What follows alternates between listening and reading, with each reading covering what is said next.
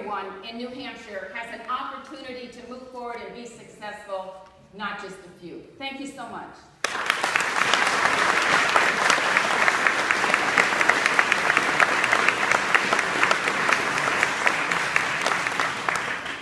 So thank you for being here this evening. Can you hear me okay? Yeah. Good, thank you. And I appreciate you setting this up this evening. I want to take a step back, at least at the introductory portion of this, to underscore the magnitude of the moment that we are in. I'm 44 years old, and that means I was born 7 months after, I was 7 months old when Richard Nixon resigned. My entire life has been the post-Watergate era. And this is the messiest American politics have been since that time. In the history of this country, about every 40 years, it gets really messy. And at those key moments, we need people who will define the future. This is one of those moments. The last time we had it, as a lifelong Democrat, I am sad to say, it ended up being the conservatives. It ended up being Ronald Reagan, who led the definition of what American politics would look like for the next 40 years. To the present time, we pay for the consequences of that moment in time. It is why Judge Kavanaugh has a very good chance of becoming Justice Kavanaugh. And it means that the goalposts over the last 40 years in virtually all areas of public policy have moved rightward. And so this is the moment where anybody running for major office, federal, or in this case government, needs to understand that if we do not work and speak and act and define in the most forceful terms possible, because those are the terms on which it's getting forced down to us right now, then the next 20 to 40 years will continue to move the goalposts in a direction that I know we, and I suspect a lot of you, think will be detrimental to the future of this country, un-American in many cases. And so, right now, we have to figure out, for those folks that are figuring out for themselves, what it's going to mean to be a Democrat, a New Hampshireite, an American. They are looking for guidance. They want us to do better than not be Donald Trump, to not be Chris Sununu, to not be Paul Ryan, to not be Republican. They want to know what we are in the most specific terms. Having specific plans after 300 town halls and thousands of conversations of 18 plus months going around this state. It turns out it is a feature, not a bug. It turns out people want to know, and then even people that voted for, say, Romney and then Clinton, they are ready to call the Democratic Party their home if we lead, if we define the future. So let's define the future. We'll do it over the next hour, but in a few areas. In education, right now, goalposts are set up that success is when we push back on the privatization of public education dollars. But that should not be the definition of success. We are one of 6 states that do not offer state funding for pre-K. We have the highest in-state tuition in America. Until the conversation moves from cross your fingers and hope we can freeze in-state tuition to debt-free college for in-state students who attend post-secondary education, we will not be working with the level of force that we need to in order to fundamentally change the conversation on education. On guns, I do not own an orange vest, and I do not hunt. And if you do, that's okay. And if you don't, that's okay too. But it is not enough for us to say common sense gun reform in the hopes that people in the middle will come our way. It turns out that a few miles from here in Lebanon, at the stairs of City Hall, I gave a 7-point plan, and there were about 20 people with guns, including AR-15s, that showed up at that event to tell me what I could do with their AR-15. And I told them red flag law. And I told them 48-hour wait period. And universal background checks, including on private sales. And reinstate the concealed carry permitting process. And if you don't want guns on your school grounds, you should be able to not have guns on your school grounds. And AR-15...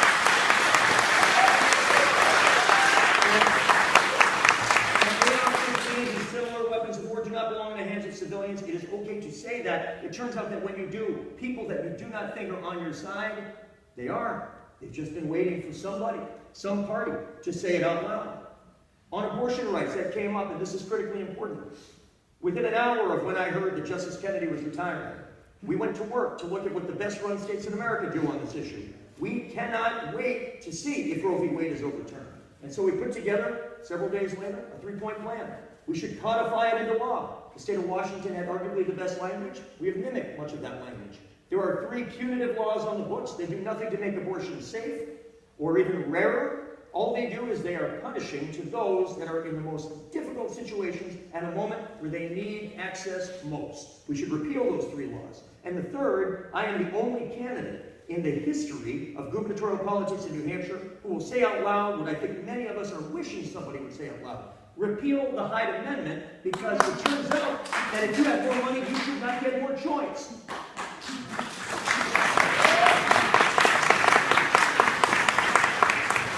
And the majority of New Hampshireites agree with that as well. Another, the pledge. I have lived in this New Hampshire all my life. I'm from Manchester with an aunt up in Pittsburgh. I've been a mayor over in Portsmouth. The pledge is the politics of the past. We shall be the party of the future.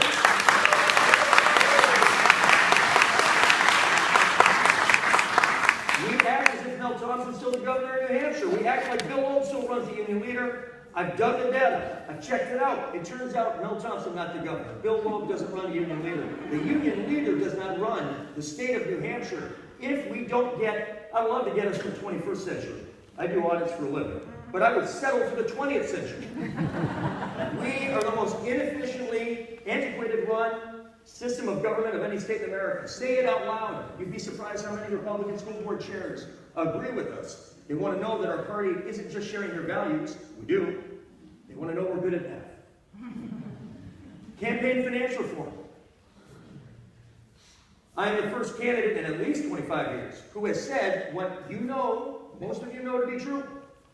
If you want to fix a campaign finance system that is fundamentally broken, the only way you will do it is not by saying get the dark money out of politics. I don't have any corporate money in my campaign. I don't take money from fossil fuel executives. 91% of my money is from in-state, and my average contribution is $65. That's great. That and $3 will get you a cup of coffee. You know what we need? Public financing of elections. It is the only way to fix it. We'll talk about a lot more issues, including energy and others, I hope. But here's the thing. That last time it was messy. It was Ronald Reagan who said that the way to get Democrats, Republicans, and independents together for a durable, lasting, governable coalition that would last for 40 years was not by blurring differences, avoiding specificity, sounding apologetic about what you believe in. It turns out, he said, it was with a banner of bold, unmistakable colors with no pale pastel shades. He was right, and what he's done, and his party has done, for 40 years since then has been detrimental to this country. If we do not lead with a banner of bold, unmistakable colors, with no pale pastel shades, if we do not define the future, somebody else will.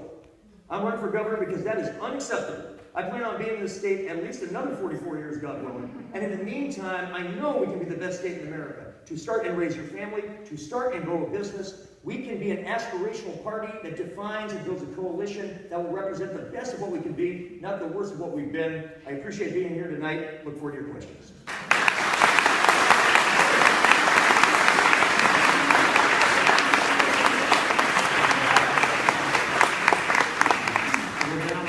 Shorter questions, about a minute each, and we're going to reverse the order. So this will go to Steve first.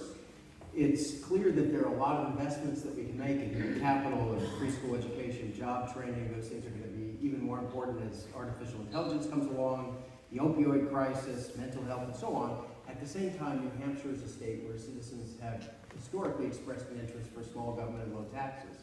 So how would you reconcile these two competing realities? Most of your Republican friends are not anti-government. They are anti what they fear is inefficient, ineffective, non-data-driven, non-outcome-oriented government. I'm not talking about the folks on Fox News. I'm talking about the people in your neighborhood. They voted for Romney, a lot of them, and then they voted for Clinton, but without excitement, because they feel the Republican Party has left them. We have conflated fiscal conservatism and fiscal responsibility as if they are the same thing. Delivering outcomes at the best price possible in a sustainable way, that is the definition of fiscal responsibility.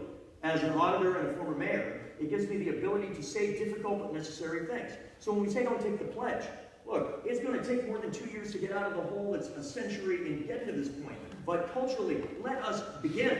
We need additional revenue, and that means reverse the business profits tax. It's $100 million a year. Increase the gas tax by 4 cents a gallon. That's about $30 million a year. Legalize, regulate, and tax cannabis, as I've been saying for years. That's about $35 million a year. And then at the local level, we should do what at least 17 states have done and allow circuit breakers. We all acknowledge that income is the best way to determine your ability to pay taxes. At the local level, we should do what many states do, which is allow income to be a significant element in figuring out your tax liability. When we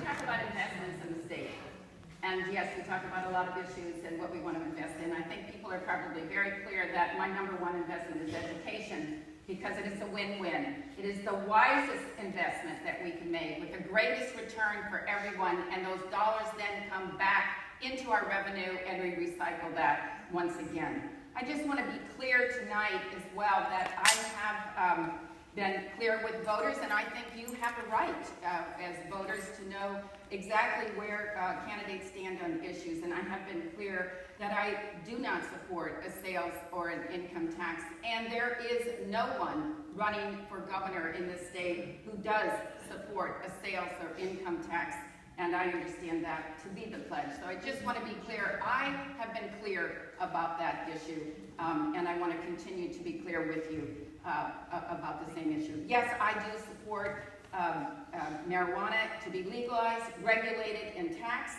I have supported a gas tax, and I believe that our tax breaks that we're receiving, I would repeal those that the Governor Sununu has implemented, and I would repeal those. Thank you. Terrific. And we'll reverse it again, so this will go back to you. This is going to the cards because we had a flurry of questions related to energy and climate change. I'll read this one. The world is facing an unprecedented climate crisis. It is a moral imperative that we act aggressively immediately. Yes or no? Do you oppose the Granite Bridge pipeline? If not, what aggressive climate action will you take that will balance the devastating damage of continuing fossil fuel expansion? Yes. Okay. Yes, well, just to start with, climate change is real, and that I believe that if we are making public policy, it should be based on reality, facts, and science. We have a governor who has been very clear. He does not believe that human beings have an effect on our environment, and is, as you can see, not supporting the concept of climate change. I would. As I said earlier, we need to wean ourselves off of fossil fuel. It's a priority, and it's most important that we continue to do that. I have, as I said, pushed through the first bill for solar renewable to move forward. As a state senator, one of the things I've learned is that you better know the facts, you better have done all of your research, spoke with the people in the communities where projects will be affected, and to make sure that you understand all of the issues and make sure you have all the information in order to make a decision that there won't be unintended consequences. And that's what I am doing today about the Granite Bridge project. Thank you. I oppose the Granite Bridge project. 64% of our electricity comes from natural gas. To add more to the mix is the absolute wrong direction. But look, a lot of what we talked about in the area of public policy and energy is tactical. And so you need to start by going big, and then the strategies and the tactics flow from that. So for example, when I asked a lot of folks, I did a lot of research, 300 town hall meetings, thousands of conversations, I've audited cities around the country. You can't do too much homework, I've done a ton of it. It turns out if you want to move the way that other states, even in New England have, in terms of conservation technology and renewables, two of the big things we can do, which is part of the plan, stevemarchand.com for energy.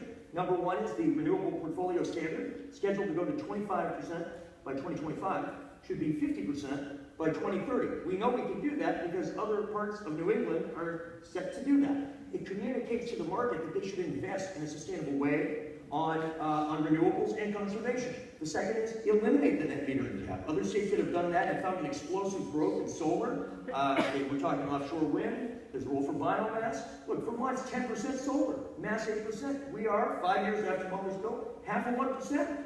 If we do not make dynamic change occur, we will be left behind. It's an economy that can bring 10,000 to 12,000 jobs in an 11-year period.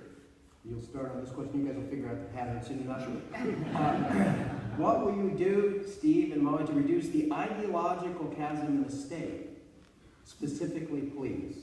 And I think the chasm between the left and the right, not just in the state, but across the country, how we bring people together.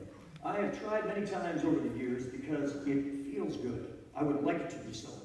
To get people to work across the aisle with harmony. In the age of Trump, if we think that if we compromise, that the right will compromise with us, I would like you to meet I would like you to meet Supreme Court Justice Merrick Garland. I would like you to tell me how that DACA vote that was promised within 90 days of the federal budget being passed, how did that go? I would like to ask you when Chris Sununu said, I am for paid family medical leave, and then we put down a plan that was very mild, very modest, very easy for Chris to get to yes to. When it was getting there, not only did he say he was against it, he used the Mel-Thompson throwdown. He said it would lead to a backdoor income tax. He did it anyway. In this era, as Reagan in the late 70s understood, the way to get, and I would argue, progressive solutions that are going to make this an amazing place to live is not going to be by persuading Chris Sununu and Donald Trump. It will only come by replacing Chris Sununu and Donald Trump.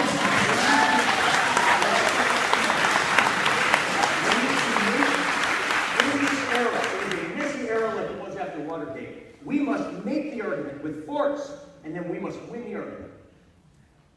Thank you. Of course, we need to all come together.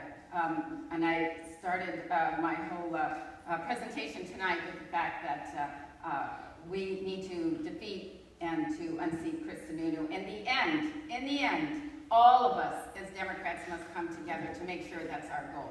But when we're out there and we're talking with people who we disagree with, and things are tough, people are having trouble with conversations today, we need to be able to listen to each other.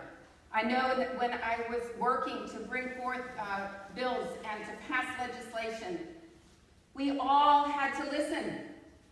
And then we had to see where we could compromise, but never, never compromise our values. But we are a party of caring people. We are a party that understands each other. And what is important is we take those values of who we are, and we work together, listening to each other, understanding where someone else may come from, and get something done so that it's for the good of all of the people in this state and nationally as well. Thank you.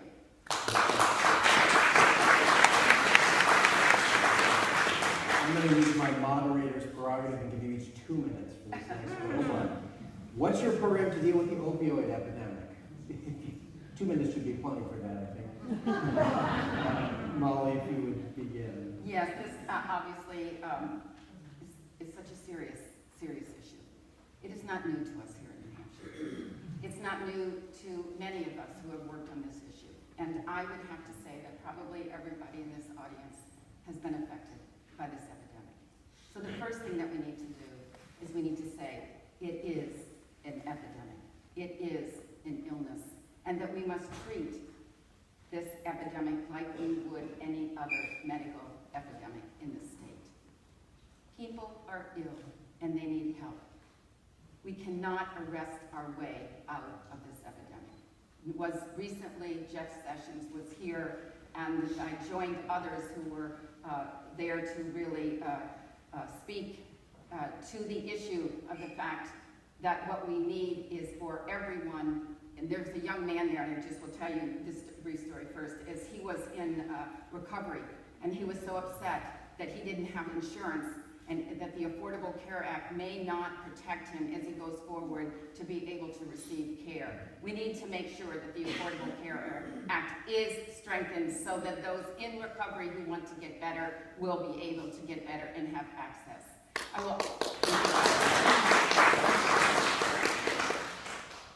I was one of the first in the Senate to really push forward the Good Samaritan bill. I was able to get synthetic drugs off the streets in our communities, in retail stores. We can talk about that a little bit later. But I was able to do that. So this isn't new. It's about people and about dignity and respect, and it's an illness.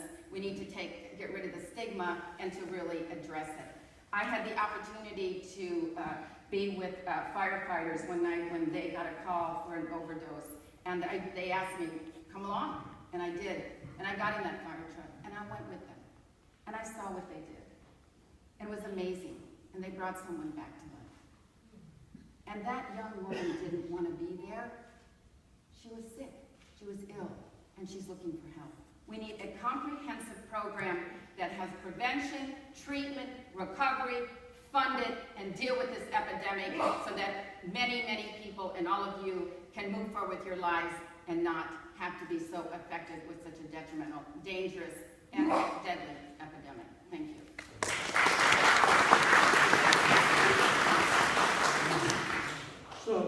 one of the benefits of doing as much travel the way that I've campaigned over the last couple of years is you think you're teaching, right? Who's this guy? Why does he want to be governor? What would he do?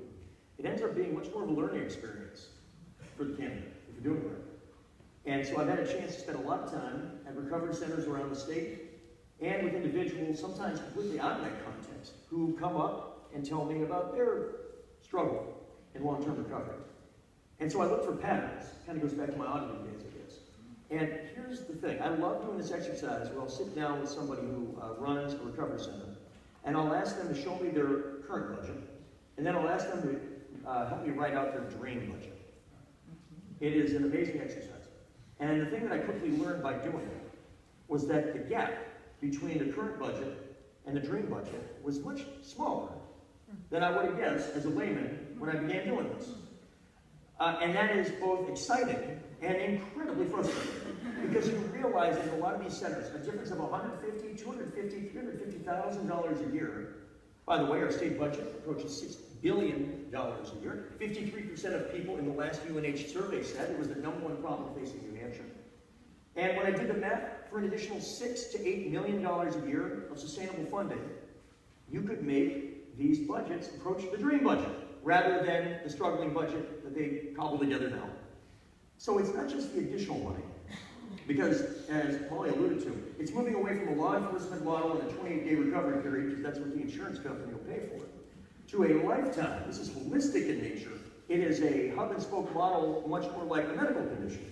And it means that we're talking about mental health in the majority of cases. And we're talking about wellness, because an opiate probably brought you down the road to addiction, but it was not curative. It was palliative in nature. And it meant that we did not cure the original problem. So the other thing we need, in addition to the additional money, is the sustainability of the money. When we rely so much of these budgets on philanthropy and short-term funding, it means they cannot make optimal decisions, and that especially impacts the mental health element of recovery services. It's small extra money. It is some extra money. If we listen to the folks on the front lines, we can do it. Thank you. So we're going to go back to 1 minute. The questions don't get any easier, I'm afraid, because the problems aren't that simple. New Hampshire ranks, by some accounts, consistently in the top 10 to 15 states in the country for wealth per capita. And yet, many of our communities suffer from high poverty and high local tax rates. Often these inequities are compounded by poor infrastructure, lack of infrastructure, poor economic development, especially in the areas of Sullivan, Grafton, and Coos County. If elected, what is your plan to develop business, solid education, property tax relief, and other things that would help with these? This is 1 minute. All right, you know what? Unless we'll do 2. I think as I read the question, I'm like, this is 2. I appreciate that. It's hard to do. We didn't know that, but anyway. This is a centerpiece of what I get so excited about being governor. I've seen the best and worst practices of communities, counties, and states around the country. I alluded to it in my opening remarks. We have an antiquated system that oftentimes is 234 communities that happen to be drawn around a state border. And if you compared us to even red states, a Mississippi or a Wyoming, they would look at us and say, 120 years ago we stopped doing some of those things. Because if you don't, you're going to have amazingly high property taxes, and it's going to eventually diminish the quality of your education, infrastructure, and public social services. And I'm here to report that they were correct.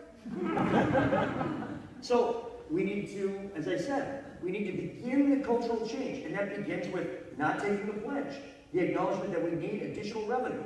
We have the second highest administrative cost per pupil of any state in America right now. Because we use no scale, we've lost 1/4 of our K-12 population in 15 years. At the same time that we've added 10% more school administrative units, that is driving up administrative costs, and that means your property taxes have to keep going higher and higher just to stay even. An education budget with a growing hole of administrative costs leaking it out. This is the same thing with infrastructure.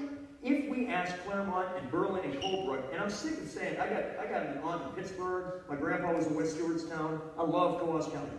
It is home. And I'm sick of people saying that the answer is more tourism. That is somewhat unintentionally condescending. Because if I look at a Colebrook or a Lancaster or a Whitefield or a Groveton or a Berlin or a Gorham and so forth, there is tremendous opportunity. There is the skeleton of a wonderful downtown economy. But when we ask in New Hampshire, more than any state in America, we ask local governments to do it on their own, and then we complain that the quality of local governance is the problem. It's not the problem. It's that we have a 19th century style that doesn't acknowledge that state government is the way to deal with differences. We're going to get sued again in the next couple of years for a Claremont area type lawsuit because the discrepancies are worse now than they were 30 years ago, and we should lose that lawsuit. We got to get on it, and I'd like to begin that in 2019. Thank you.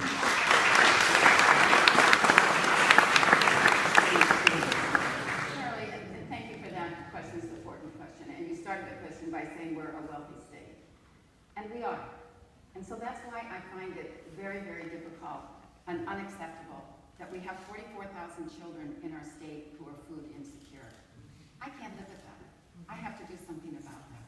One of the things I will do on the first day as governor is I will ensure that every child sitting in that classroom is not hungry, that they have had food. Because we can invest in education, we can invest in infrastructure, and we can invest in so many things that are important in this state.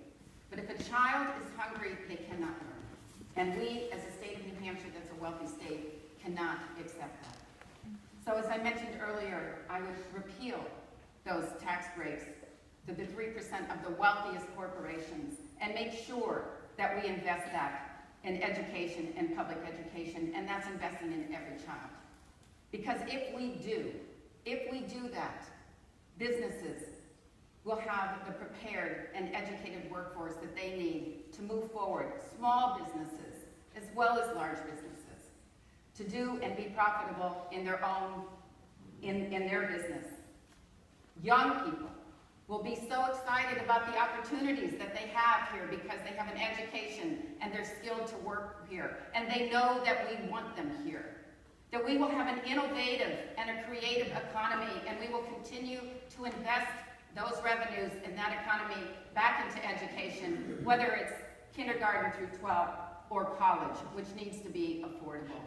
That's what we need to do. I'm proud of our small towns. I'm proud of the culture of New Hampshire. This is a good culture. We have lasted a long, long time, and we do incredibly wonderful things in our communities. It's so creative. But we need to make sure that every child in those communities has the same education as a child in another community. So we need to work and to fix the adequacy education formula to make sure that it's equal across the board. Every child deserves the right to go to school and have an education.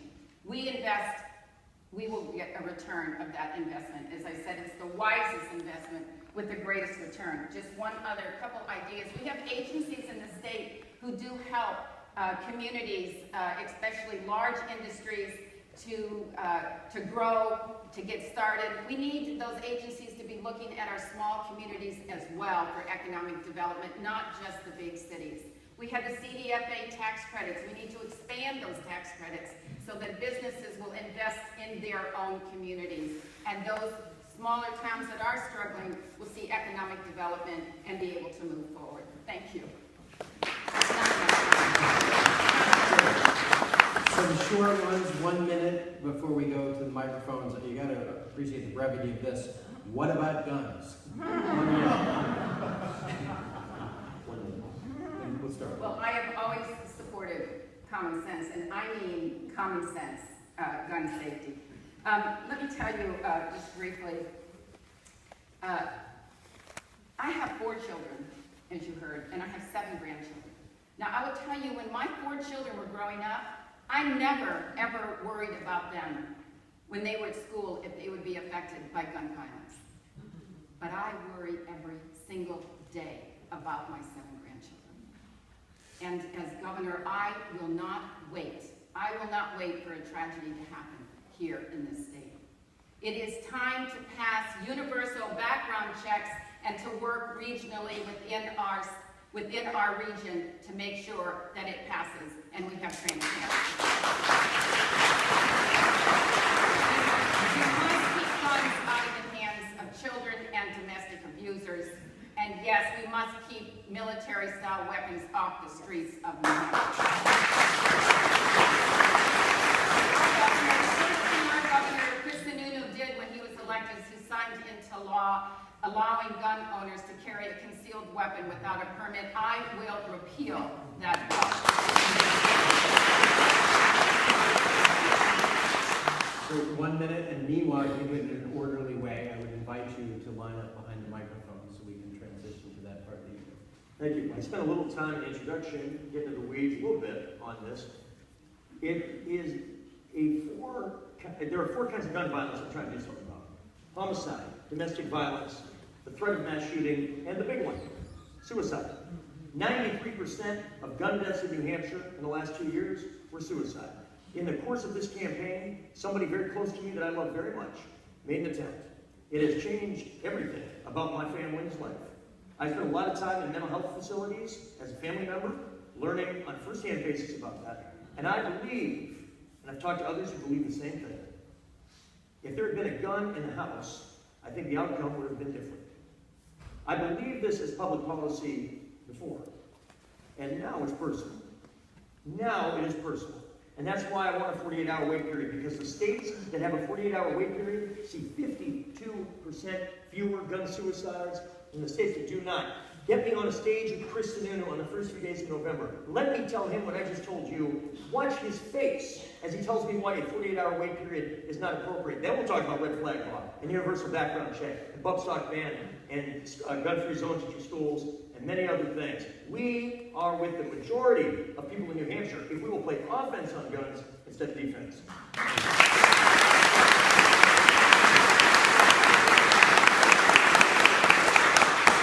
We'll start over here and we'll alternate. If I could urge you to keep your question as succinct as possible, that would be great, please. Thank you. This is a question about background. Our state's largest utility is called Eversource, and the region's largest transmission utility is Eversource. They have opposed a couple of bills that just got vetoed, the override vote mid-September right after the primary, to defend and expand solar net metering and wood chip-based power. Eversource opposed both of that bills. How can we rely upon either of you to speak? How can we rely upon you to show independence from this Eversource company that has, for decades, dominated the legislature? How do we know you're going to be able to stand up to them and help reverse this problem right now? So we'll keep the order. So I get that first? Steve and Molly, please. I'm the only candidate for governor who's never taken a dime from Eversource or what used to be PSNH before. I've been against Northern Pass since my aunt found out it was going to go through her farm in Pittsburgh at the beginning of this decade. I've been upset about it for a long time. You got my word. PSNH and Eversource, I won't take their money. But in a related story, they're not going to offer it either. I promise you that. When we released our energy plan, 50% renewables by 2030, eliminate the net metering cap, dramatically fund with a progressive formula the energy efficiency programs, so it's not just people that have the capital in the top end of the income scale could participate in energy efficiency programs. These are some of the elements. And you know where we did it? We did it in front of Eversource. That's where I did it. Because I want them to know that change is coming. That I have not served in Concord, and that's not a good or bad thing, except for Eversource and other companies, and the lobbyists that they pay to be involved. They spent $300 million so far to try to get Northern Pass through the door. And they haven't done it yet, but they're going to still keep on trying. If we do not push back at the state level, with the equal force that has been pushed down over the last decade plus, then it will not get better, it will get worse. And if there's one place where there's clarity, and I'll be very straight up about it, this is one of them, we will lead the country on energy policy. And Eversource and PSNH, well, they've not been part of my past, and they will not be part of my future.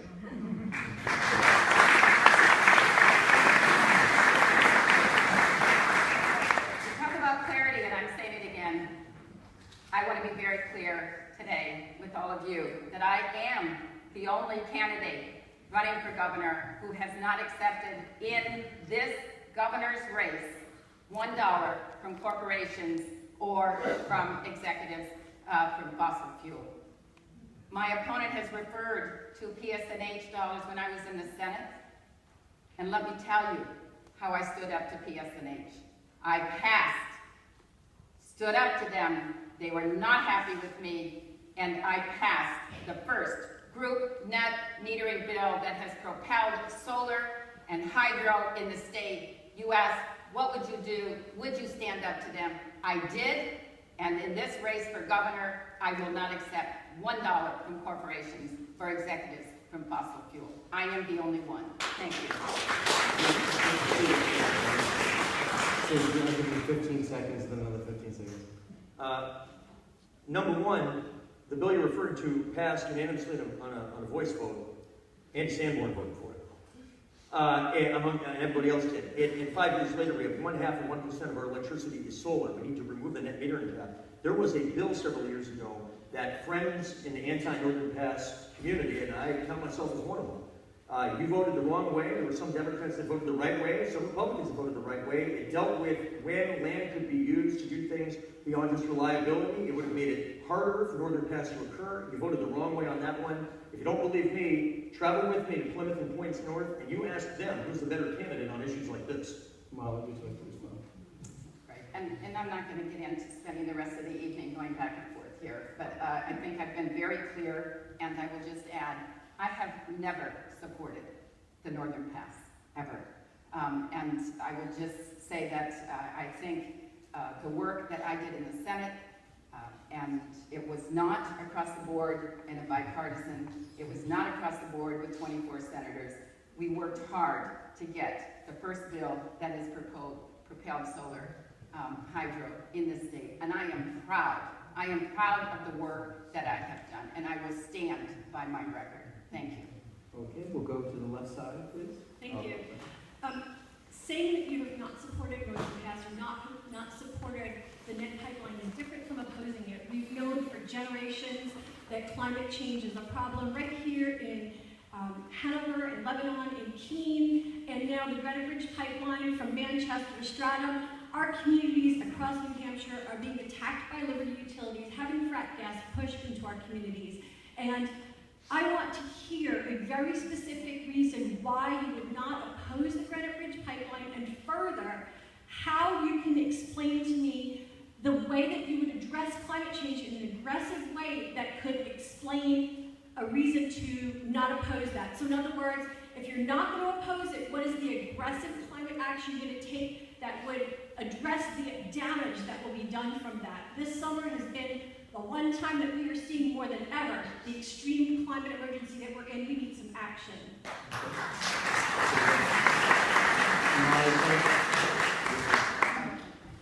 Thank you for that question, and you and I have had some discussions about that, and thank you for being so passionate about an issue that means so much to you, and I understand that. As I said before, we do need to wean ourselves from fossil fuels. I'm the first to stand up and to say we will do that. But we need all the information first, and you've been supplying some, and I appreciate that in our discussions. We're waiting for reports from the PUC as well. What I can tell you, and you can count on from me, from my experience in the Senate, as I said earlier, we need to have all the information before we make decisions, or as many of those here who have been representatives as well know, you could make a decision that is not in the best interest of the state. I will tell you, I will not support a project that does not lower our carbon footprint in the state. And I will not support a program or a project that is not safe for the members of our community. So that's my bottom line, that's my value, that's what I look at. But I have learned that we need to look at all of the pieces before we make a final decision on a particular project, and we don't have all of the information yet. I haven't received additional information yet. Thank you. Thank you. Steve? I do have enough information to have an opinion on this.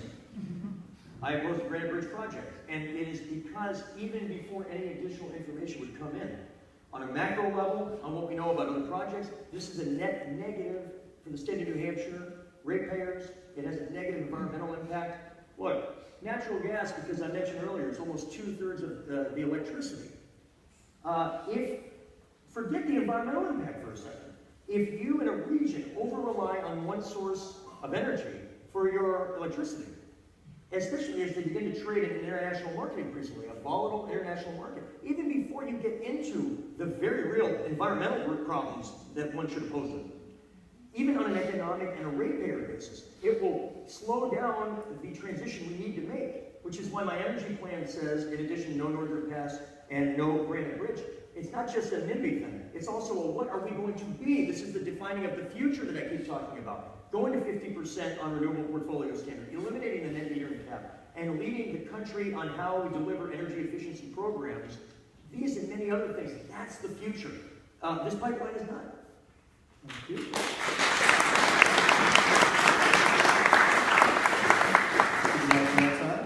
Thank you. Recently, the legislature passed Senate Bill 365 that's gotten a lot of press lately. It provides millions of dollars of subsidies for biomass plants in the North Country. And also buried in the bill, and I'm very curious if you realize this, buried in the bill is a multi-million-dollar subsidy for the Wheelabrator trash incinerator in Concord. And I'm extremely concerned about this. We had a very serious run with Wheelabrator in the Claremont area for several years. And if we consider burning trash clean, renewable energy, it's crazy because it's not clean and it's not renewable. Are each of you aware that the Wheelabrator incinerator is in that bill? And would you support sustaining the governor's veto of the bill in order to make sure that trash incineration is not considered clean and renewable? Thank you. Steve, you'll be first. I would have signed those bills, so it sounds like we disagree. But let me give you the context. When I look at dramatically increasing the percentage of our portfolio that comes from renewables, one of the things that I learned as going through the process is how we define renewables. And you're right, in terms of using trash and defining it as renewable. That is not part of the long-term plan, and I would seek, as an increasing number of other states do, to define renewables as relevant to achieving metrics, to mean more truthfully what I think most of us believe a renewable resource would look like.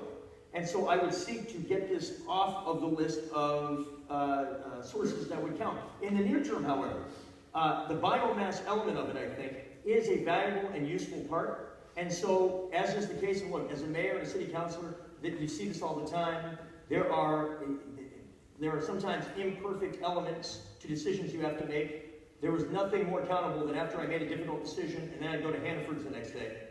And then people would tell me what they thought, the good, the bad, the ugly. When they said there was a cleanup in aisle 6, they were talking about me. And so I am comfortable that this is a difficult decision. In the long term, I want to take trash incineration off of what we would consider renewable. In the near term, I would have signed it, and I would override the veto, because I think we need to move that ball forward. But I appreciate and agree with the concern that you're specifically mentioning. Yeah, I do support biomass renewables and would agree that we need to make the part that is not safe, the burning, to make sure that we address that and to deal with that. As I said before, I am committed to lowering carbon footprint and will not support a program that is not safe for the people of the communities, but we can make that safe. I will just tell you, I would have signed that bill. By the veto, what has happened in the Northern Country on biomass is that now there is a risk of 8 biomass industries closing and losing over 8,000 jobs. That's not acceptable, and so I would have supported that. Did you say 8,000 jobs? Yes. Okay, our time is running out, so we're not going to get everybody there, nor are we going to get to this, unfortunately. But I'll give you each a minute if you'd like to kind of summarize your thoughts, having been through the questions. That would be lovely to start with. Okay, summarize those. Well, your concluding thoughts here as we go out. I will just end with where I started. I am running for governor because I want to make sure that everyone has an opportunity. I think you've heard an outline of how I would do that as well, and want to make sure that everyone does have that opportunity. I stand on my record. I am proud of what I've done in the Senate, and I want to build on that. I am also very proud of many of the endorsements that I have received that have moved our campaign forward with a very viable campaign. I am proud to have worked and stand with people like Senator Jean Shaheen, Senator Maggie Hassan, Congresswoman Annie Custer. I did receive the endorsement of Planned Parenthood last week, have received the endorsement of the Teamsters, and also as well with the AFT and the NEA, all of the teachers here in our state. And I am honored by those because they understand, and I've worked with them a long time, they understand that what I do well is I solve problems by bringing the right people to the table, and I take ideas and I put them into action, and that's what an effective leader does, and that's what I plan to do moving forward as governor. Thank you all so very much.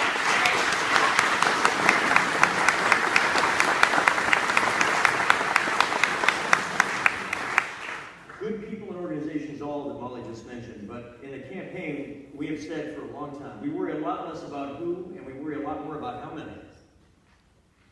Done almost 300 meet and greet events, and it's thousands of conversations, and it's over 30,000 people who have committed to supporting us in over 210 towns in New Hampshire. It is the most grassroots effort in the history of gubernatorial politics in this state. And it won't just make us effective as a candidate, because we'll win this primary, and it's the only way that we're going to do something extraordinarily difficult. To be a first-term incumbent. It's happened one time, and we don't have the benefit of pregnancy. But we do have the benefit of this.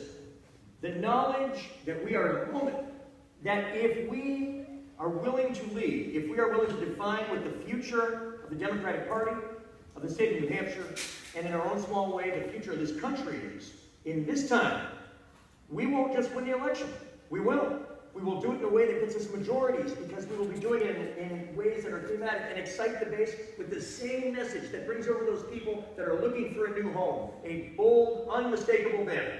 No pale pastel shades. That is what the people of New Hampshire are looking for. If we give them the vision to know where to go, the confidence to know how to get there, the courage to say it out loud, we will win in November, and we will get to define our future, lest somebody else does. Thank you very much.